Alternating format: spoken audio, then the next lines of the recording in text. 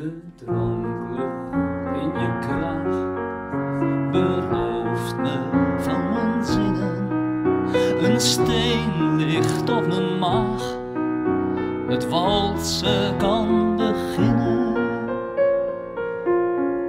We zwieren in het rond, vegen borden van de planken.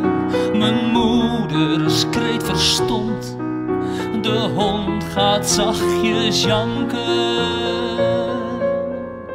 Jouw hand, mijn pols, de twist, een schaafwond toont het knokken. En elke stap die je mist, doet steeds de adem stokken. De maat tikt op mijn kop, met een hand doorgroefd en vuil. Het walsen is gestopt, omdat ik zachtjes huil. Jouw hand, mijn pols, de twist, een schaafwond toont het knokken. En elke stap die je mist, doet steeds de adem stokken. Jouw hand, mijn pols, de twist, een schaafwond toont het knokken. En elke stap die je mist, doet steeds de adem stokken.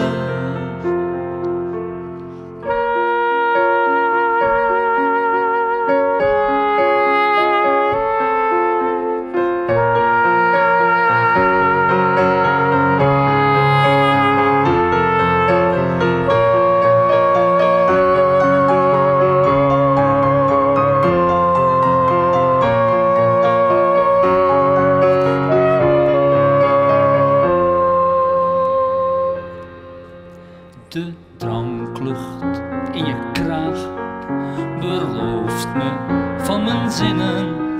Een steen ligt op mijn maag, het walsen gaat beginnen. Jouw hand, mijn pols, de twist, een schaafwond om te knokken. En elke stap die je mist, doet steeds de adem stokken. Jouw hand, mijn pols, de twist, een schaafwond om te knokken. En elke stap die je mist, doet steeds de adem stokken. Jouw hand, mijn pols, de twist, een schaafwond om te knokken. En elke stap die je mist, doet steeds de adem stokken. Jouw hand, mijn pols, de twist, een schaafwond toont het knokken. En elke stap die je mist, doet steeds de adem stokken.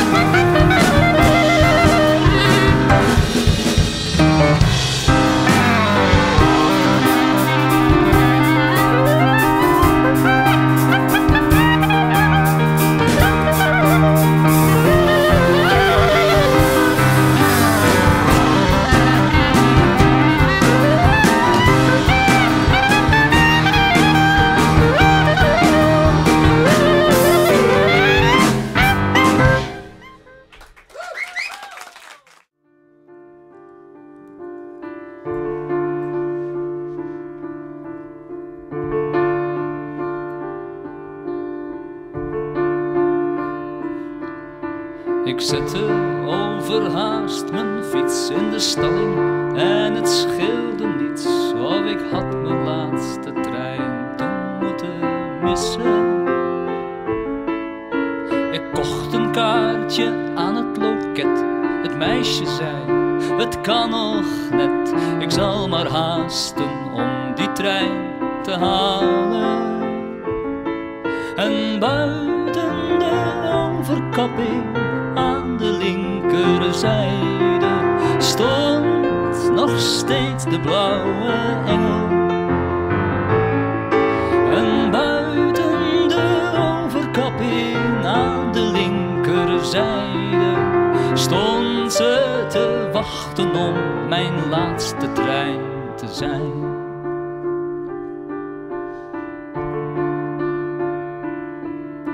Ik stapte samen met jou in, we wisselden een korte zin, toen je schielijk bij de raamkant bent gaan zitten.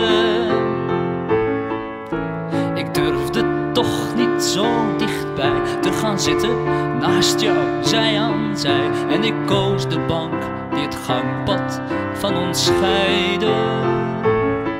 En buiten de overkapping aan de linkerzijde stond nog steeds de blauwe engel. En buiten de overkapping aan de linkerzijde stond ze te wachten om mijn laatste trein te zijn.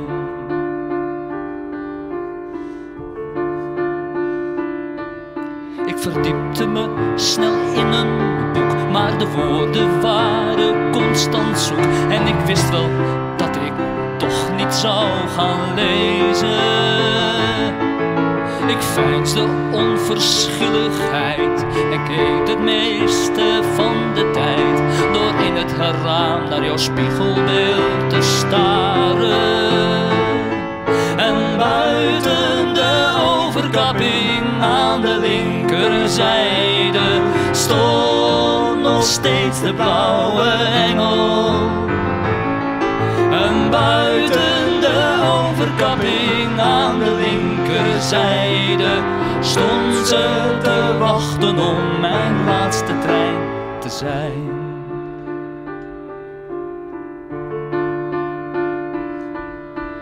Langzaam kwam de trein op gang. Ik wist, het duurt nu niet meer lang voor het eindstation van mijn dromen zou verschijnen. De tijd die restte was niet veel, woorden steeds maar weer. En ik wist wel dat ik toch niets zou gaan zeggen. En buiten de overkapping aan de linkerzijde